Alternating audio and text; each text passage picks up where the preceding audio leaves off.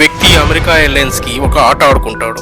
విషయం ఏమిటంటే 1987లో America airlines కు ఫైనాన్షియల్ లాస్ ఉండడంతో ఆ ఎయిర్లైన్స్ యొక్క చీఫ్ ఒక ఐడియా వేస్తాడు. దాంతో ఆ ఎయిర్లైన్స్ ప్రాఫిట్ లోకి వస్తుందని అంచనా వేస్తాడు. వాళ్ళు life time first class airlines pass ని ఇంట్రడ్యూస్ చేస్తారు. దానికి ఏ ఎయిర్ పాస్ అని నేమ్ మెన్షన్ చేసి అప్పట్లో దానికి కాస్ట్ $2,50,000 పెట్టారు.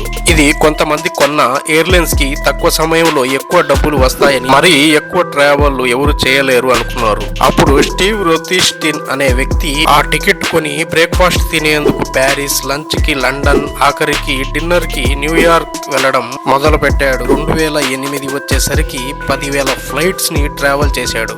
దాంతో ఎయిర్లైన్స్ కి $21 మిలియన్ నష్టం వచ్చింది. అమెరికా ఎయిర్లైన్స్ కి మైండ్ బ్లాక్ అయ్యి ఎయిర్లైన్స్ పాస్ టికెట్ ని క్యాన్సిల్ చేస్తారు. 2009లో ఆ వ్యక్తి కోర్టులో ఎయిర్లైన్స్ పై కేసు వేస్తాడు. కానీ కోర్టులో ఆ కేసుకు ఎయిర్లైన్స్ కి ఫేవర్ వస్తుంది. ఈ ఆఫర్ గురించి మీ అభిప్రాయం ఏంటో కామెంట్ లో తెలియజేయండి.